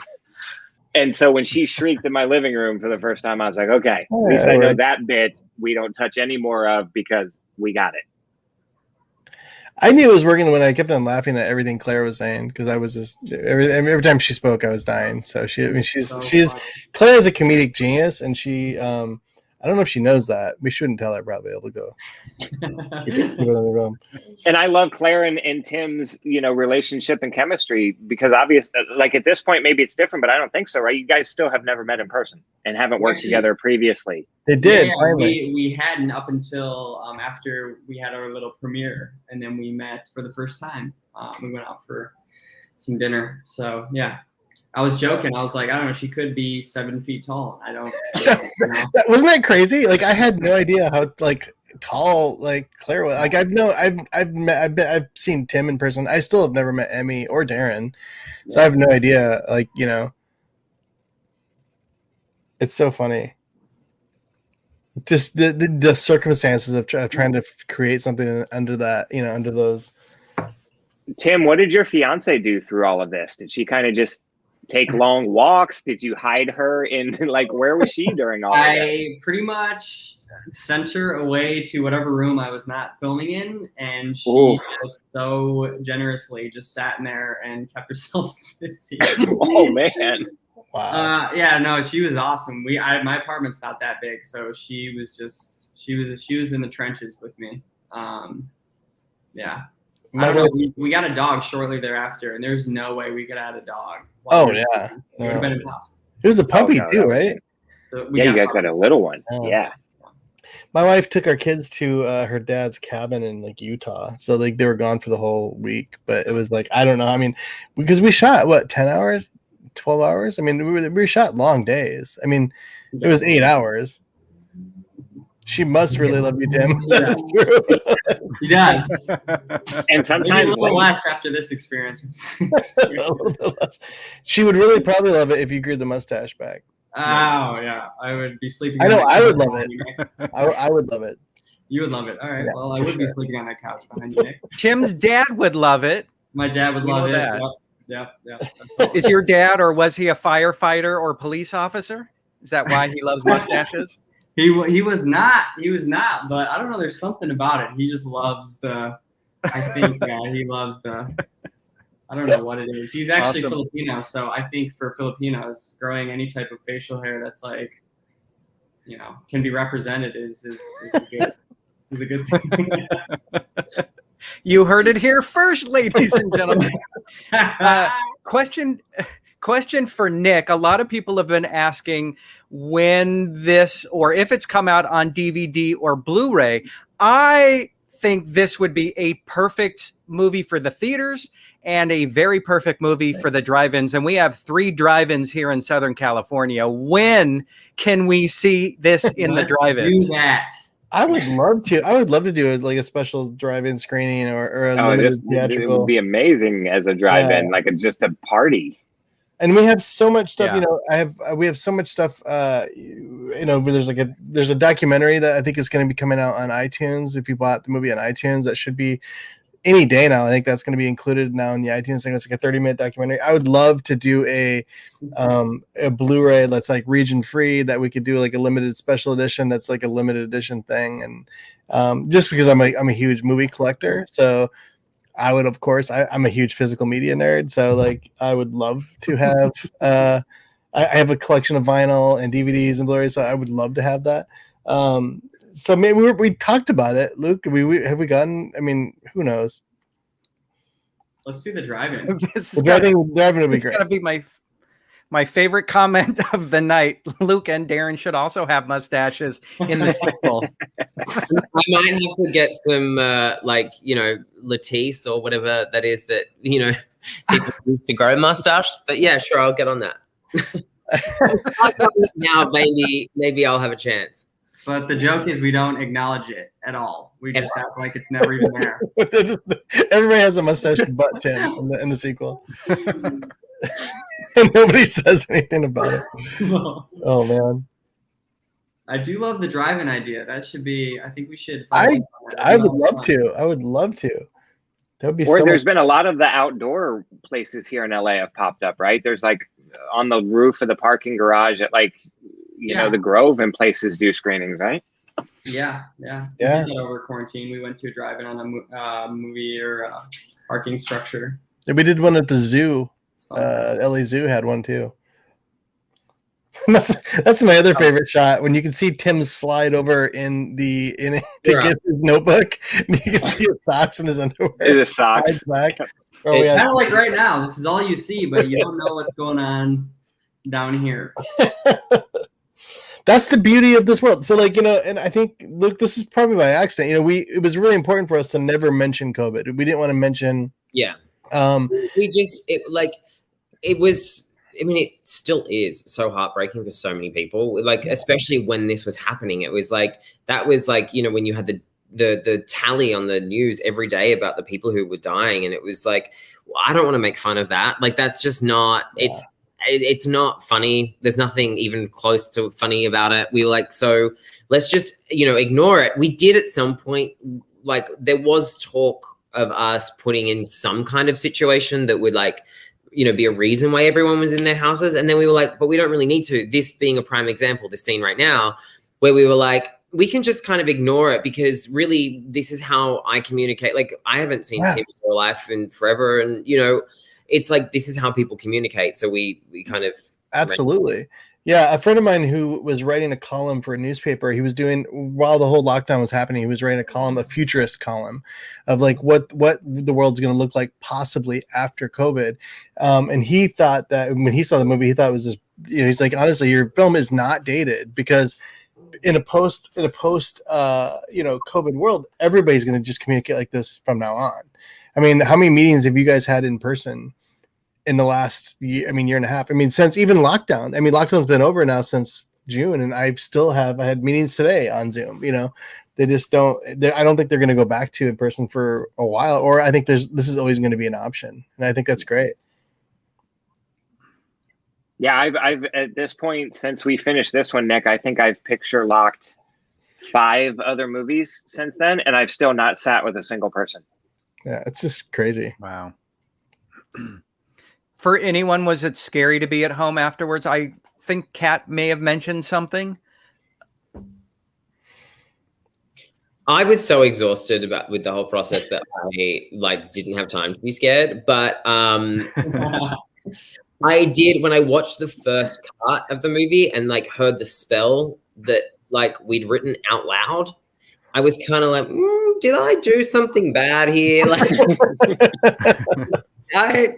this going to haunt me? For the record, we didn't do anything bad until we entered the spell into the AI thing. And that's what may have ended the world, but we don't know yet. I saw a question earlier, Luke and Tim, I don't know if you guys ever caught it or not, but somebody was asking how nerve-wracking it was once everything was done and you're tired and whatever, and you had to deal with the footage and the sound and everything.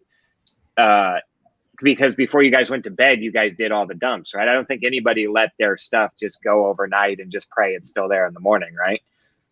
Yeah. Luckily, you guys were all amazing. Kevin was really, he was there for us the entire time. He walked us through it like we were children, which we pretty much were.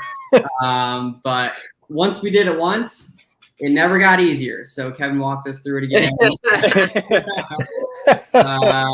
Yeah. So, it was definitely, there's that moment where you're did I just delete all of the footage that I shot tonight? And and then you just go to bed and hope it's okay.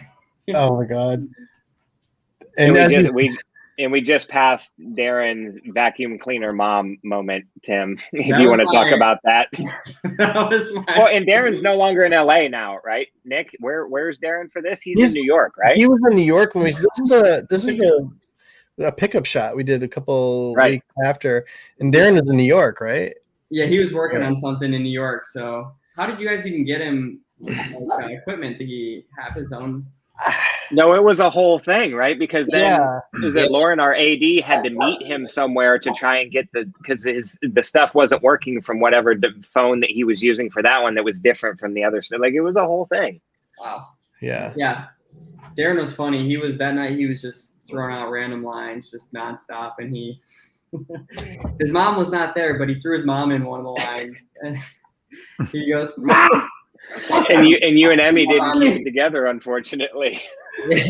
I mean, the good thing is, even when we laughed or broke, we were all shooting our own footage, so Don could take, he didn't have to use that take for us. So it was, you could outright laugh at Darren when he was just being a jackass, which was a lot. And not just the cast, right? One of the brilliant things about shooting a movie this way and being completely remote is because Darren ran into problems dumping the footage when he was in New York, but our AD actually AD'd the movie from Brooklyn. So she was able to meet him and help us figure this out. And so it's like, it's so crazy that this movie even exists for where everybody was, like literally all across the country working on the same movie. Yeah, it's cool. And isn't it so crazy as a level of meta? I mean, it's not in this scene, but we originally had a line in here about, or did she say it still about GMA? No, it got cut. It got cut, and then Claire ended up going on GMA to promote the movie, and I was like, we have really come full circle now. Yeah, it went really meta squared with that. For sure, because there was a line. It's a deleted scene actually, where Emmy says, "Yeah, you look great on GMA." It's really funny. Yeah, and we're about to hit my favorite cameo, which is amazing. Thanks to Luke, he can talk about that once we get there in about 30 seconds. Yeah, right now I think better than I would. Yeah, I did want to ask about these cameos. You had Cal Penn up at the beginning. You had Leslie Kahn, and then you have a bunch coming up. So were these all through the magic of Luke? These, I mean, Cal, I know because of Nick. We worked on the Golden Photographs together, and so we both sent messages to Cal asking him to do it. And did he just immediately say yes, or did you have to ask him a couple of times? No. And plead and pray. I said, I've also become good friends with him. When he's been out of town, stayed at his apartment in New York, I kind of just said, hey, listen, you're doing this. So it's like, it's just one scene, whatever. He was like, okay. And then he's like, send me the script. And I didn't hear anything back, but he'd already said he was doing it. And then when we did it, he was like, by the way, the script was so funny. And I was like, oh, you read it? He's like, of course I read it. I was like, oh, I thought you were just like, I'm just going to do it. But no. And then obviously this next one coming up, Kevin Daniels was on, there we go, just on cue. Kevin Daniels was on a TV series with a friend of mine called Sirens, and he just every episode killed me in that show. I was crying of laughter at his character. He's so great, yeah. Soam, I actually met at a party in Los Angeles, and she was just so funny in person that I was like, I need to work with her someday. And then, of course, the wonderful and incredible Aisha Tyler, who I still can't believe answered my phone call, let alone did this. I know her. It's like, what? We did a convention in Australia together, and we had we were doing autographs, and she was on the table next to me, and she was having mimosas, and I was playing probably Mariah Carey, and she was like, do you want some? I was like, absolutely. Do you mind the music? She's like, turn it up. I was like, great. Oh my god. Yeah, and this cameo came in later, right, Nick? So the great thing about this is we shot Aisha separately, basically from everybody else. But some of the actors who were around came on that day anyway and did Zooms with her. Everybody came in, right? Well, I think almost everybody came, right? Yeah, just to give her everybody came to do something to be seeing and hearing and talking, even though we had already shot it. Yeah. That was great. That was so great. Did you work with Aisha on something? There's a connection there. Tim did, I think, right? I did. Actually, when I first moved out to LA, I was working as a production assistant, and I worked on, she did a little short, which was about, I think it was like a Pepsi about recycling. And it's this whole, like, action-packed short that she directed and wrote, and I was a PA, and she actually put me in it as like a guy walking by in like the foreground, and I was like, how do you walk, first of all? I can't. and that's how Tim got into acting. This is a circle. And now I'm I find that to be the scariest like job in acting, when you're not the main focus of the scene, because you don't want to ruin it for everyone else. You know, like, you know those scenes where there's something dramatic happening in the foreground and you're just in the background, you have to be there, and you're like, oh god, wait, am I breathing funny? Why did you forget everything? You don't know how to act anymore. Yeah. Tim, did you tell her that? I think Luke mentioned it to her, so she brought it up, which was really cool because that's awesome. She's a legend, and the fact that she knows my name is pretty cool. But yeah, she brought it up, and we were shooting, which was cool. Oh yeah, it's still on my IMDb. Yeah. And we it's so funny. We have so many outtakes of Aisha doing this that are just phenomenal. She was so funny. And this scene could have also even been longer too, because she's like so good with the comedy that she would just go with whatever it was. So we could have taken this kind of in any direction we wanted to. Lots of bloopers to answer your question. Yes, we were laughing the entire time. That's actually my handwriting on there. And I don't know if you can see that, but I did a love heart. I see it. That I colored in red and said "Love Declan" on it. Bell. I love that you put in parentheses Bell. The Bell show. Oh yeah, I did. In parentheses, I wrote Bell, the name of our show. Because in all fairness, studio execs might not remember what show you're actually on. So that's that's a real thing. I remember talking to a studio exec, and I was on a show like on his network, and he was like, "So, what brings you to the party?" And I was like, "Oh God, all right." How is there not a headshot anywhere in this movie or background, or did I miss one?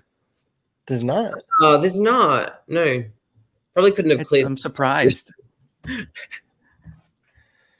Although the graphics in the background of this scene of these sort of fictitious TV show posters or whatever, Luke, you did, right? I did the graphic design on those. Belle and the other one. What did you call the other one? She, yeah. Female-driven comedy set in California. I still have I have that Bell one in my office. It's like over there. It is in the very corner. Yeah, there it is. And I have like 4 posters of that says Kelly's. What we weren't sure what her last name was going to be, whether it was Prescott, Kelly James, Kelly, whatever. Right. And we had to wait to hear from the lawyer which one we could use, and then I threw it in the thing. That's right. I forgot about that. What is it? What's her last name? Prescott. Is that what you used? I think we used Prescott. For an homage to Miss Sydney. Mm-hmm. My homage, because I'm obsessed with that movie, and this is me being a creep. Well, you love that. You got to work what your mama gave you, and it's. There's been some. I get asked the question too, like who lived, who died, who died. I get that quite a bit, and I don't answer it. And so for the record, I believe that they, if there is a sequel, if we're lucky enough to make a sequel, I can honestly say that everybody will be back. That's all. Yeah. Absolutely. Yes, everybody will be back. All right. Here it is.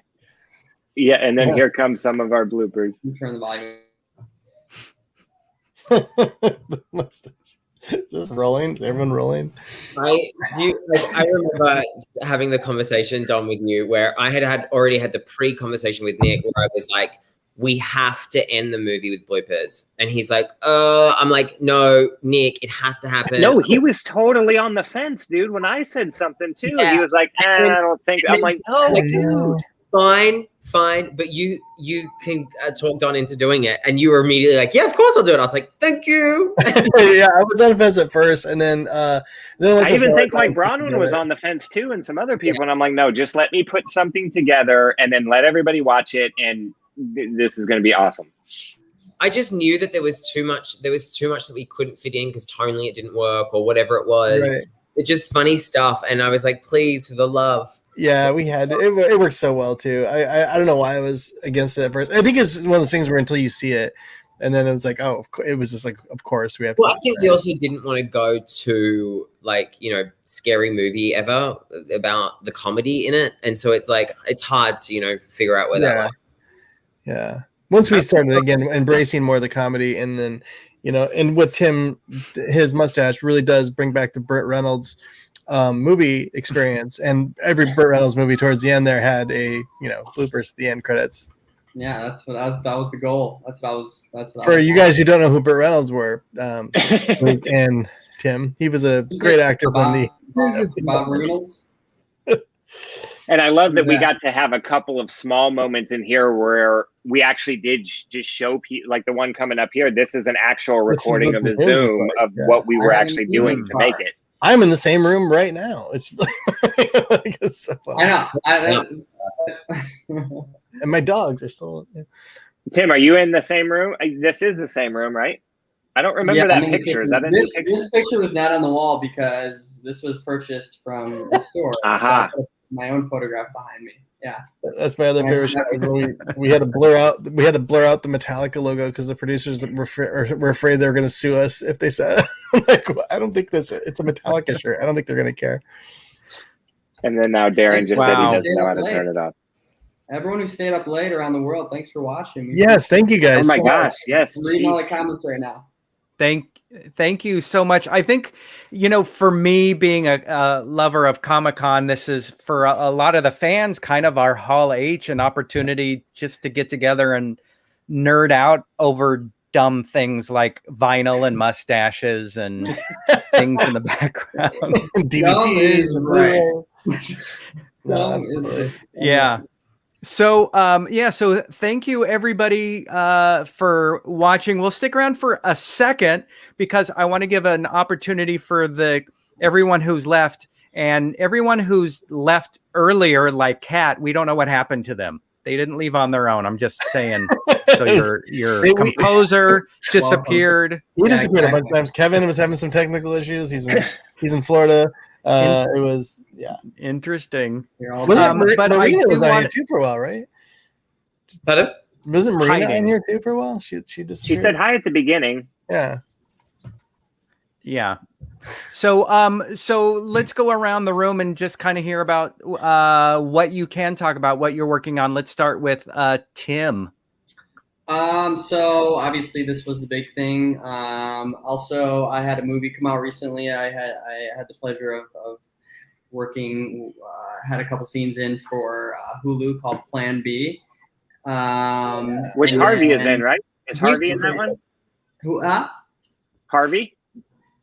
Yeah. Is that the one that from Truth or Dare, right, Luke? Is he in that one? No. I did Room 104 with him, which is the same director, Natalie Morales, who directed Plan B, and she's awesome and amazing, and the cast is hilarious. So check that out. Other than that, just kind of back to putting on a bunch of hats and doing a bunch of different auditions, and just fully ready to work. So whoever's ready to hire me, let's do it. Will we be seeing you PAing any more short films in the near future while you're waiting for the acting work? If it's Aisha, then yes, but other than her, no. Awesome. Don, what about you? What projects are you working on?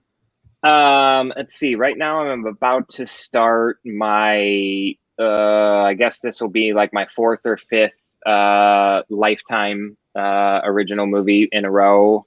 I have Breast Cancer Bucket List about to come out with Michelle Wee and Shannon Daughtery. It's a very beautiful partnership with the Breast Cancer Research Foundation. So, not necessarily an upper, but very beautiful film. And then I cut a Christmas movie in there, and then I got a couple of thrillers in there. And basically just trying to wait for Nick and Luke to get, hired for something else off of this one so I can just ride along with them. The coattails. All right, Luke. So the fans through the whole movie kept wanting to ask about other projects you working on, and I wanted to save this all for the end. So please share that thing you've never shared before. Make it a Hall H Watch Party exclusive. So I did just shoot a film in Buffalo. We were lucky enough to shoot on the same soundstage as A Quiet Place 2. So it was an incredible soundstage. It was, however, made out of styrofoam, and it trapped a lot of heat. It was a very intense shoot. It's a World War I movie, and I had a lot of fun making it. I did that one, and then before that I did another movie called No Tears in Hell about a serial killer, and it's a thriller. Imagine that. Imagine that. I feel like this is my fault.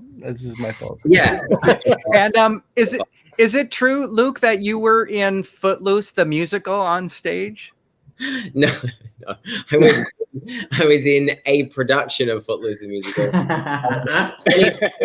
I played Ren, and they had a dance double for me because I couldn't do the solo that he does. Did you ever tell Kenny this? Once I told Kenny this. This was my first conversation with Kenny. It was like, let me tell you about a few things, Kenny Wormold. Yeah. Let me tell you how I would have done Ren, Kenny. Because I did. That's how I did it. Like, a DVD. Here you go. Oh man, I had no idea you did that. If I'd have known that when we shot Girl in the Photographs, I would have been blasting Footloose sound, like music, every time you guys were together on the same stage. That would have been amazing. All right, and then finally, Nick, what vinyl are you looking for that you just can't find, so the fans can scour the earth for you? Sadly, I think I found most of everything I've been looking for. I've been looking for a vinyl of a copy of Serpent in the Rainbow for a really long time. That's a really hard one to find. Brad Fidel, amazing score. Yeah, other than that, Luke and I are starting to write a couple things, a couple new projects. We do have a sequel kind of in our heads for this movie. Hopefully we'll get to make it someday. We have another horror comedy project that we're talking about doing. I just closed the deal to direct another horror movie, hopefully sometime either later this year or early next year. Yeah, we'll see. And who knows? I could never work again. I could work all the time. You never know. That's the thing about this business, right? You just Hollywood, baby. Yeah. Awesome. Well, thank you again so much for joining us, and please give my thanks to the other cast and filmmakers who were on earlier, and then those who couldn't join us, who were enjoying their Friday night, Saturday mornings doing something else, vacuuming. Who knows? And especially to our fans who tuned in so much. We are coming back with more Film Threat watch parties. Next week, we have Dark State. And then on August 13th, Notorious Nick. Habit on August 20th. And then the in-between on the 27th. Check us out at filmthreat.com. I'm Loren Kling. Thank you so much to everybody from around the world joining us. Goodbye, everybody. Thank you.